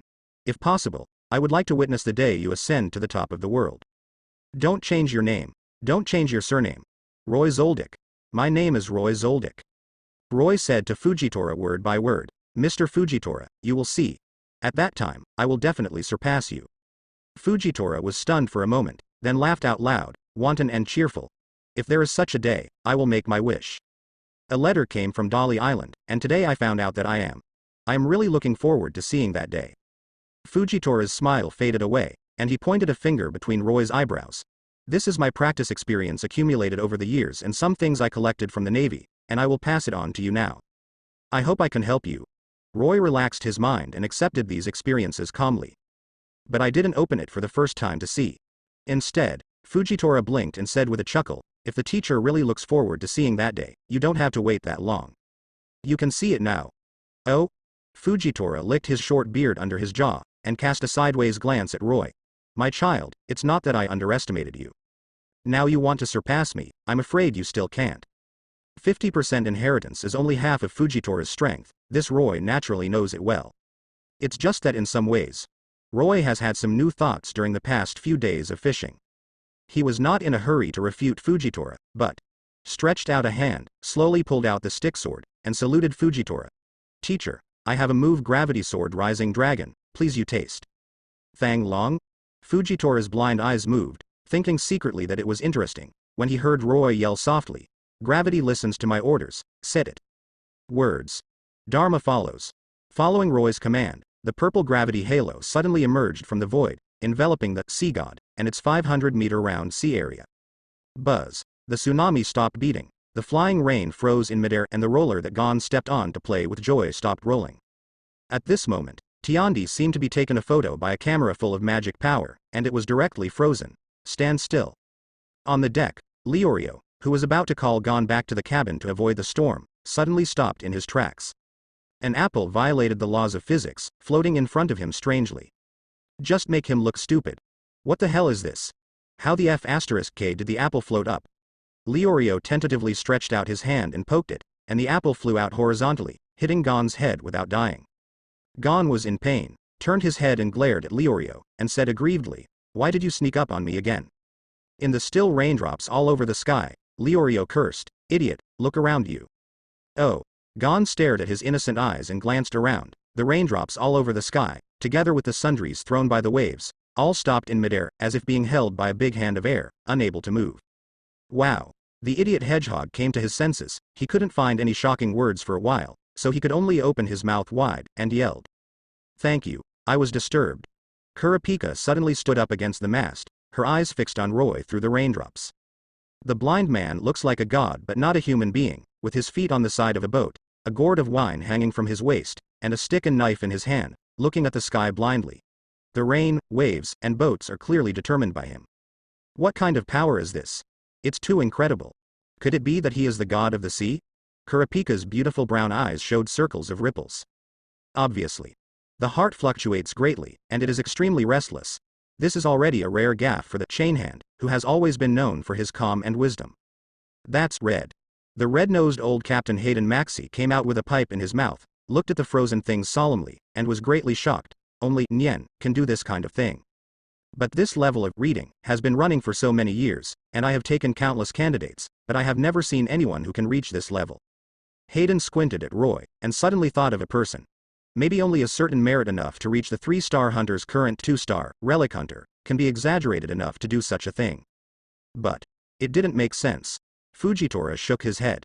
The people on the deck couldn't see him, but he could see and hear the people talking. Although I don't know what the Nyen in Hayden's mouth is, I think it should be similar to domineering and fruit ability, or it may be different, but there is no difference. Blue comes out of blue and is better than blue. Fujitora looked back at Roy with admiration and said, "You can think of such things as gravity retrograde. The next step is to go against the sky." Roy smiled. As expected of a teacher, Ginger is still old and spicy. The last time I saw the teacher practice the gravity knife tiger. I was thinking, since gravity can cut out horizontally, why can't it go up in reverse? Simply, why not give it a try today? Maybe today you will take the first step beyond the teacher. Haha. Fujitora laughed loudly. The light in his blind eyes increased sharply, and he stood up with a knife. I will wait and see. Boys have their own madness. Dare to measure the sun and the moon again. Regardless of whether Roy fails or succeeds, Roy is an apprentice, he Fujitora recognizes. Boom. The storm became more and more violent. It seemed to sense Roy's existence, and it turned into a tornado and rolled up the monstrous waves to crush it. The nasty insects dare to fight against nature, they are looking for death. However, in the face of this power, Roy is not afraid. He closed his eyes and held his breath. Even though his small body looked like an ant in front of the storm, the aura emanating from him was extremely astonishing. Gravity knife rising dragon. After the breath is adjusted, reach the peak. In an instant, Roy suddenly opened his eyes and let out a sigh, open. Thousands of water droplets moved. Following Roy's backhand knife, he swung upwards. It turned into countless water swords and rushed to the sky. Shesh. The wind of the sword howled, showing its sharpness. Leorio yelled, "My briefcase." The briefcase that was held in his precious hands, even if he was starving to death, he was reluctant to sell it. Unfortunately, a passing water sword rubbed it, and it was cut directly. It was about to be penetrated, but fortunately Leorio reacted quickly enough, raised his hand and held it in his arms, and escaped the catastrophe. Wow, can drops of water also turn into swords? Gon was dumbfounded when he noticed this scene. He opened his mouth wide and never closed it. He watched the water droplets stretching and rebuilding in front of his eyes. His big eyes sparkled, and he exclaimed excitedly, "So handsome." But no matter how handsome you are, it doesn't matter to you. A reminder, don't touch these water swords. Kurapika dodged and hid behind the mast, with a hint of red in his brown eyes. He could clearly see that those water swords were covered with a thick black color, as if cutting everything. They pierced through the mast lightly. The penetration power was extremely frightening. Is this the Nyen mentioned by Captain Red Nose just now? The clever Kurapika suddenly thought of a possibility. If I also master the ability of reading, will I be able to avenge my clan's revenge? Heartbeat grows wildly like weeds, even fire can't destroy it. Kurapika stared at Roy with fiery eyes, and suddenly felt his body lighten, and Leorio and Gon were thrown into the cabin by Hayden Maxey together. Idiot. Waiting to die. The red-nosed old captain followed closely behind, crashing into the cabin, and slammed the door shut with a bang. He was panting heavily, with a thin layer of thought overflowing from his body surface, and as soon as he landed, he fell headfirst to the ground. Captain. The first mate Gus screamed, leading the sailors to help Hayden Maxey up in a hurry. The old captain's legs were trembling, he leaned against Gus, and then he breathed a sigh of relief, and looked out of the window in fear. The pipe he always dangled in his mouth fell to the ground with a click. The cut was smooth, and it was directly caught by the water. The sword cut in half. Pass me an order, everyone, don't leave the cabin. Regardless of his physical weakness, Hayden Maxey motioned to a few sailors to guard the cabin door, looked at Roy standing on the side of the ship with lingering fear, and said, "It's not a battle that humans can participate in. Rookies, you are blessed. You can witness a hardy battle, which is enough for you to remember for a lifetime." That's right. That blind man is not a man, is a god. The few people who followed the man with the nose ring and surrounded Roy looked at each other, looking at each other in blank dismay, and they could see the horror in each other's eyes. Made. It's all caused by the man with the nose ring. If I knew that the blind man was so awesome, who the hell would go up and give it away? An emotion called regret spread unknowingly in the cabin. Looking at these people gleefully without doing anything, I am glad that I did not do anything. Kurapika, Leorio, and Gon didn't care about these things at all. They looked out of the cabin intently, refusing to miss every frame of the picture. Although Leorio loves his briefcase, as Hayden Maxey said, the battle in front of him may be that he will never see it again in his life. Sure enough, under the gathering of many eyes, thousands of water swords shot into the sky, and under Roy's manipulation, they changed. Some form the head. Some form the belly. Some run to the claws. Gravity went upstream against the fury of the storm, forcing the water swords to condense together, gradually revealing a gigantic monster with an astonishing aura. Roar. A roar tore through the gust of wind and spread to Jushao, leaking a trace of inflow into the cabin, shaking everyone shuddering, and goosebumps popped out. Worry. What's that? Everyone raised their heads in amazement. See you where Roy's blade pointed. There was a monster with tall horns, horns like a deer, head like a camel, eyes like a rabbit, neck like a snake, belly like a mirage, scales like a fish, claws like an eagle, palms like a tiger, ears like a cow, stepping on the auspicious clouds, wrapping your body in thoughts, flicking your tail, setting off monstrous waves. When the divine power is displayed, the wind stops and the clouds rest. It doesn't look like a mortal thing, but rather like a legendary beast that lives on the dark road, a dragon. Shanglong. Shanglong. The name is very apartment. Fujitora looked up at this divine dragon formed by connecting the sky-filled water sword and the armed lust line, expecting to be dignified. The four emperors, Kaido of beasts, after transforming, it's nothing more than that. As Roy said, this kid took the first step beyond me. Fujitora let out a faint sigh. The dragon takes shape, the wind follows the clouds, this time I go to the sky to stir up the wind and rain. On the side of the ship.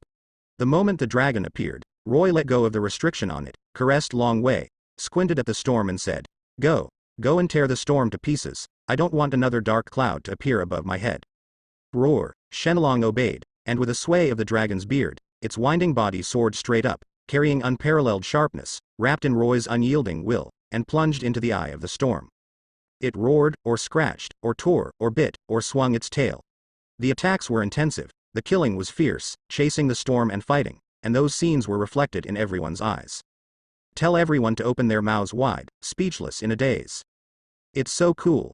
Gon raised his fist, jumped up and shouted, Shenlong, go. He accidentally stepped on Leorio's foot when he landed, and Leorio grinned in pain, but he didn't bother to knock him on the head. Not to mention that this idiot was excited, even this uncle couldn't help but feel his heart surge, rushing to the sky to fight the storm. His grandma's. It's also a test taker, so the gap is too big. Leorio pulled his glasses, and couldn't help but slap himself. If someone makes a knife, the dragon will appear. I'm only worthy of cutting an apple. Don't let me meet him in this exam. Crack. Is this something you can't touch if you don't want to? Kurapika stood beside Leorio, clenched his fists. Because the phalanx was too hard, it kept making some abnormal noises. The blonde-haired boy stared at the sky, suppressing his emotions, and after repeated defeats in battles, his pupils were stained red, flickering from time to time, flickering on and off. The thoughts in my mind are like boiled water, boiling endlessly. Power. This is power. I need it. I want it. My people are waiting for me. I can't stop. Blind man. He is not an ordinary person at all. Maybe. He recognized my identity when he first boarded the boat. Otherwise, I won't say that my eyes are beautiful. So, I can talk to him. Yes. Talk to him. For power. For my people. The calmness is broken.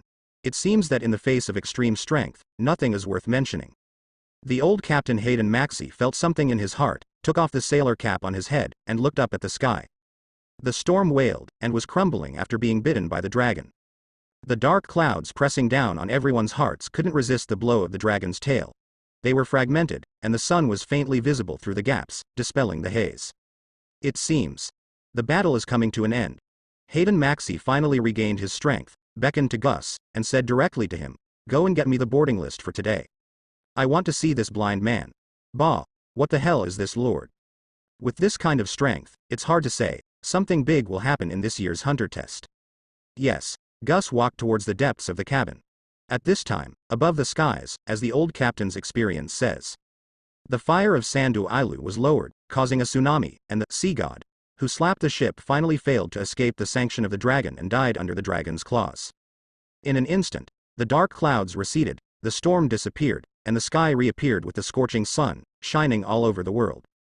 Only the dragon's head and horns were left, and with a roar that shook the sky, he rushed down and plunged into the sea. Wonderful, the crackling sound echoed. Fujitora clapped his hands, watching. The young man turned his back to the scorching sun, put the knife back into its sheath, and there were only 4 words left in his heart: "You are awesome." Hee. Are you okay, teacher? Swinging the knife to disperse the storm, Roy turned his back on the waves created by Nianlong, and leaned against the side of the boat to see. Fujitora closed his fist and coughed lightly. "It's okay, but not enough to defeat me. The old man also has a trick. If you have a chance in the future, please taste it." A meteorite fell from the sky. Roy blinked at Fujitora. Fujitora froze for a moment, smiled and nodded. Roy, his figure gradually dissipated. "That's right, it's the meteorite falling from the sky. It won't be too late to talk about transcendence when you can take over the old man's move." Roy smiled. The teacher's hard-spoken look looks familiar. Fighting with some little old man, is this a common problem of the strong? Bah. What's the common problem? This old man is not weak in his life. At Zoldyck's house, Maha sneezed, looked up at the sky outside the window, and sighed secretly. "Maid, it's Roy, the stinky brat, who is scolding me behind my back. Oh, let alone, the few days he's not here, it's really boring." "How many days has he been gone?" "Man. When you get old, you forget." A few crows could be heard outside the window, and the moon was in the sky, but Maha couldn't sleep. Sitting up, looking at the latest issue of Pirate King, published by Jump Agency, with the words, "This week's closure," written in large characters, I feel depressed for a while. If you don't draw a good manga, why don't you go out and take part in the bullshit hunter test? You don't do your job properly. Ahem. I can't pretend I didn't hear that. The door opened, and Geno walked in holding a mobile phone. The sound is coming from the phone. Ahem, Grandpa, Netero. Geno handed over the phone carefully. "Don't answer." Maha reprimanded Geno directly in front of Netero. "Is Zoldyck's family dying or something? Answer anyone's phone now." The corners of Gianuo's eyes twitched violently.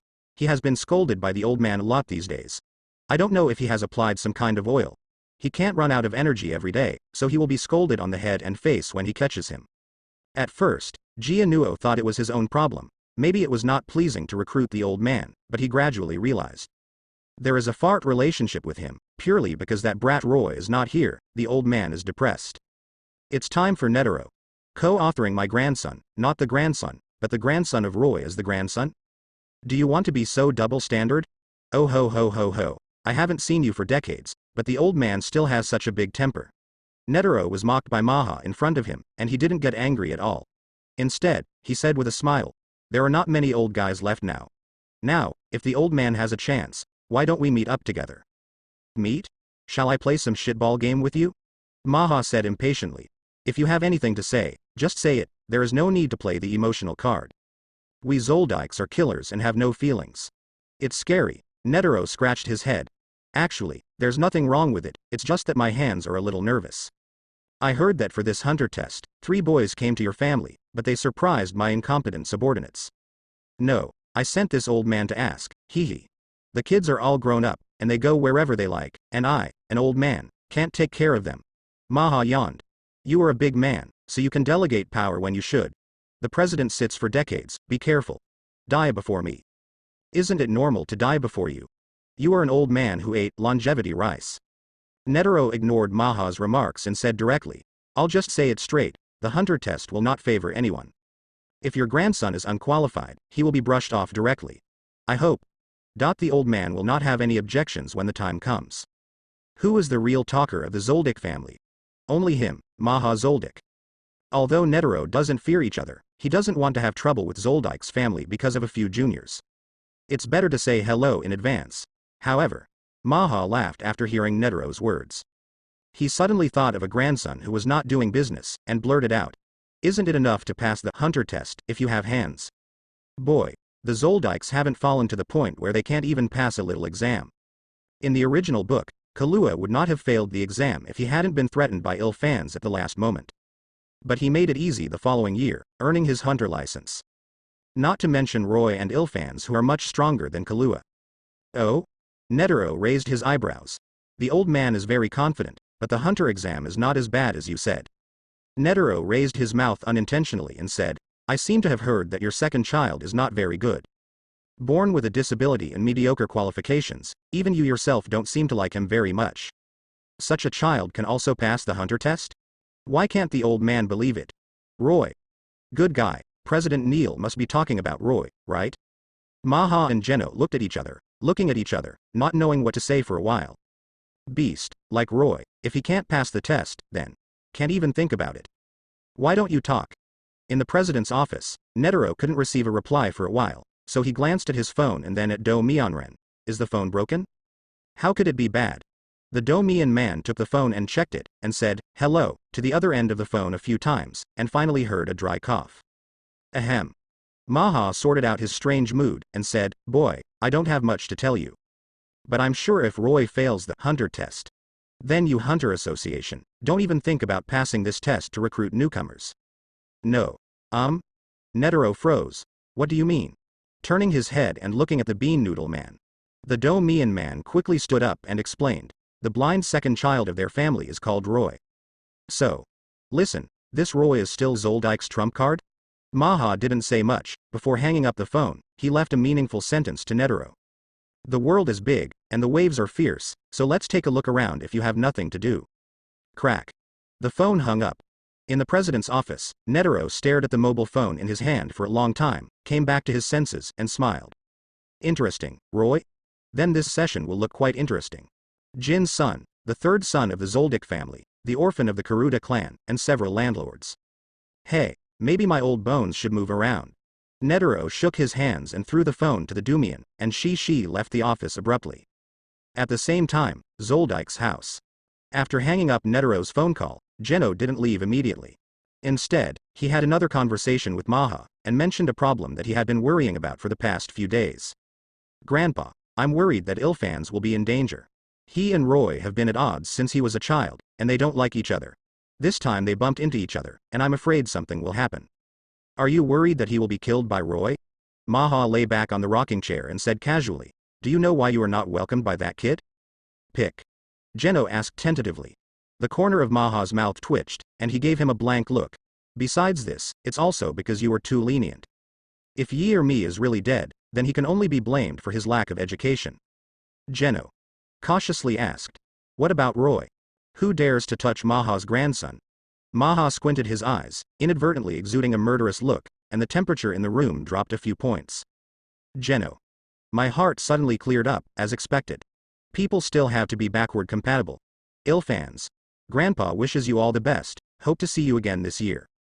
With his hands behind his back, Jianuo said goodnight to Maha, and she ran away. He walked in the stone corridor of the ancient castle, paused, leaned against the window and looked out. His eyes penetrated the night, and looked at the sea in the distance. On the sea leading to Dolly Island, the test ship, Poseidon, sailed smoothly without any bumps. After the storm was swept away, Fujitora's figure faded into light as before. With his disappearance, the familiar pain hit. Massive amounts of life energy poured down from Roy's celestial cap to his limbs and bones, further irrigating his body that was far from its peak. Crackling. The teeth-stinging voice kept coming out of Roy's body. Roy picked up the wine gourd and took a sip of wine, and suppressed the pain with a sip of sweetness. Conscious immersion. But I can clearly feel that my bone density and muscle density have been further improved compared to before. What can be seen with the naked eye is, his height has once again increased by 10 centimeters, and his chest is wider than before. The whole person looks oppressive. Panel. Check my current attributes. Yes. Name. Roy Zoldyck. Bone age, 17. Physique. 110 right pointing arrow 130. Normal person 10. Speed. 120 right pointing arrow 160. Normal person 10. Strength. 190 right pointing arrow 199. Normal person 10. Air volume. 201 right pointing arrow 215. Normal person 10. Template character. Fujitora smiles. Current unlock progress. 40% right pointing arrow 50%. Experience value. 10 right pointing arrow 0. Title, King's Foundation, Overlord Domineering has been awakened. Following the transcendence of Chi, and reaching the realm of ghosts and gods, has power finally reached the critical point. A flash of light flashed in Roy's blind eyes, and he realized that power had reached the upper limit of mortals. Not surprisingly, he received a notification from the panel again. Reminder. Breaking the limit of strength requires 10 experience points plus a certain amount of experience and understanding. Referring to the last time the limit of Chi was broken, the conditions were exactly the same. Roy suddenly had a feeling in his heart. Maybe. The opportunity to break the limit of strength this time is in the Hunter test that is about to start right now. 10 points of experience are good, needless to say. Experience and perception, compared to meeting a phantom mouse group in the library. This time, the masters gathered in Saba City, both number and quality, undoubtedly crushed phantom troop. For example, several examiners. And a certain fruit farmer. And his good brother, Ilfans. Even the number 1 active player in the world, Isaac Netero. Avalokitesvara of 100 styles. I don't know if there is a chance to get a glimpse of his attributes. Only by understanding the gap can progress be made. Roy really wants to see how far he is from the mountain of the first person, now. However, right now, I still need to review the experience that Fujitora left him. Roy calmed down, turned off the panel, and began to check. Moments later. To sum up, apart from some understanding of gravity and the application of domineering fit to the owner of heavy fruit, Fujitora also packaged the most practical combat skills of the Navy to Roy, the most famous of which is Navy 6 styles. Shaving, moon steps, landfoot, finger snatching, iron block, paper painting. These physical skills don't look very good, but ignoring personal physique is completely hooligan. In the world of pirates, other people's iron blocks are paper blocks, but Carp's iron blocks are iron blocks. This shows that physical skills such as 6 styles are completely bound to the physical strength of the performer. The higher the strength of the body, the greater the power of the physical technique. On the contrary, the weaker it is, the less powerful it is. And Roy, relying on the panel, there is no physical bottleneck. In other words, the 6 forms will become stronger and stronger in his hands, unlike the enhancer, far surpassing the enhancer, with max striking ability. Good stuff. In the dangerous world of Hunter, there can never be too much offense. Roy is well aware of this truth, silently digested all the experience about the 6 styles, and heaved a sigh of relief. Looking back. At this time, some vitality was restored on the quiet deck. As the storm receded, candidates for the Hunter test came out one after another. Because of Roy's previous power, no one dared to get close to him at the first moment, except for a certain innocent kid with a hedgehog head who looked like a piece of white paper. "Uncle, you're so cool." Gon excitedly rushed to Roy, slammed on the brakes, and hung his head on Roy's stomach. He looked up at Roy and said in surprise, "Why do you feel like you've grown taller again, uncle?" Roy glanced at him expressionlessly, and it really was RNF with a dog's nose. His gaze flew directly over his head, and fixed on the blond boy walking towards him. "Could you please have a chat alone?" Kurapika walked up to Roy and stood still. The pupils reflected the other person's body that seemed to be a little taller, and the eyes were obviously full of apprehension and tension. "Sorry, no," Roy refused directly. "Why?" "Because I don't have that obligation. Here's your money." Roy was angry. "What do you take me for? Am I the one who would bend over for that little money?" "Ah, so. What do you want to talk about?" Kurapika.